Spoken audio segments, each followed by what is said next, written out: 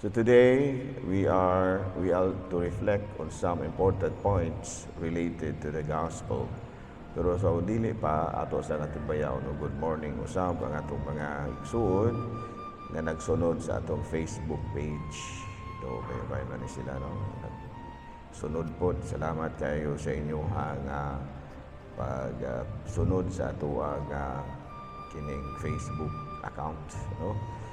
Actually, ang kining atong gihimo nga ato gyung gi-post sa Facebook in line kini sa gihangyo sa atong talahorog Santo Papa nga ato gyud nga i-utilize ang social media alang sa evangelization no nga ang ato ang pagtulunan ato gyung gamiton usab ang mga bagong pamaagi karon ng mga media platforms saba sa Twitter, Facebook, YouTube, ug uban pa, no?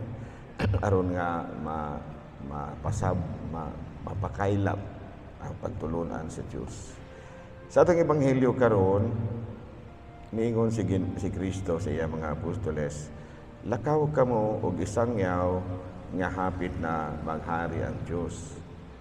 No, gisugo gi Kristo ang iyahang mga apostoles tinagurha aron nga itudlo ang gingharian sa Dios, aron nga ang mga tao bisan ani pa sa yuta magpuyo na sa gingharian sa Dios, that we can already experience how it is to be in the kingdom of God, no? Sa ato pa buhi pagani ta feel na nato ang langit ganyan, because always ang langit mao man gyud ang atong aspirations in life, no? Kinabuhing malinawon, kinabuhi nga puno sa gugma, kinabuhi sa kining puno sa paghigugmaay, pag-inigsunay ug daghan pang mga mayong butang. And that's the reason nga si Kristo gisugo gyud ang iyahang mga apostoles, hala itudlo gyud ang gingharian sa Dios. Sumuusab ka na ang atong paningkamutan that as Christians, we should aspire to live in the kingdom of God here on earth. Ingon niya na, no? Sa paningkamot kita, no? Dili nato ingon nga, unya na tamo puyos gingharian sa langit, ug tuwa na tas langit kalibutan. Dili po na mahitabo yun. Kung dinhi palang daan sa kalibutan, ang imong gipuyang kinabuhi, na sa impyerno ng daan, pagkamatay nimo impyerno gyud mo imong dangatan kanuan. Dili man na mahimo nga dinis kalibutan nagpuyo kas kinabuhi nga murag impyerno dayong ikamatay nimo malangit na ka, no? Dili. Dinhi palang daan sa kalibutan, hinay-hinay nagpuyo ang pagpuyo sa gingharian sa Dios, no? Kinabuhing malinawon, kinabuhing puno sa gugma, kinabuhi nga puno sa kaayo, pagkaaghop ug daghan pang uban. And of course, all of us are being called. Nung gitawag kita sama sa atong ebanghelyo karon nga gipangtawag ni Kristo ang 12 ka mga apostoles.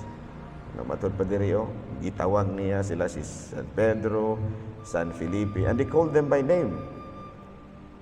Wala gyud ingon nga dali mo diri, dili gitinagsa gyud sa Simon, anak ni Huna, ano, ingon siya nga, kanang ikaw bato, o ibabaw na ining bato, tukuron ko nga akong simbahan. Ipanawag po ang ilahang sila si San Andres, and they were called by name. Sa may hinungdan na, because Jesus wants us to have a personal relationship with Him. Dili ba nga murabag pakapin ra ning ato apil-apil murabag nga apil-apil ra manggo ko diha, apil-apil ra ko ba, ha? Ipanawag man ko me apil-apil ra po lamang ko, dili na apil-apil, apil gyud ka, no? Dili na mahimo nga apil-apil ra lang imuha nga ay ipanawag man gud me sugot na po lamang ko, kuyog ra ko puguan nila, kuyog ra ko ba. Dili na kuyog-kuyog ra ng imuha.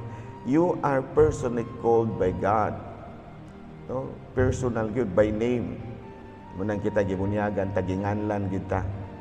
isulti gyud atong pangalan aron maklaro nato nga kita personal gyud nga gitawag ni Kristo. And of course, sa atong kinabuhi, doon na gyud panahon nga gitagaan kita og otoridad. No, doon na kita authority nga gihatag sa Dios. Na ikaw isip sa kainahan o kuan ka kanang gitawag natog doon na kay gahom diha mismo sa inyong panimalay. No, ikaw usa ka kining ordinaryo nga mananagat. You are being called in your authority as a kining fisherman, in your authority as a teacher, as a catechist, as an ordinary member of the church. And of course, let us try to reflect nga ang authority, no? The meaning of authority is to give life. Nga sa ato pa, ang tinuod di ay nga otoridad, mao kadtong mga lagad. No? Muna'y tinuod nga otoridad.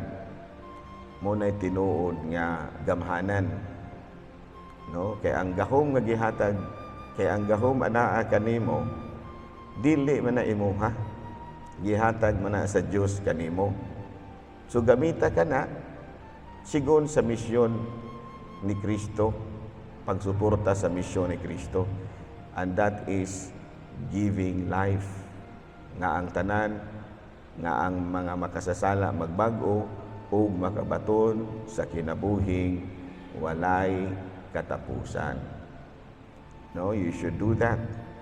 No, the kingdom of God, the God of justice, the God of love, the kingdom of love. And of course, as an authority, as somebody, as a man of, a lot of, you can influence people, gamita ka na.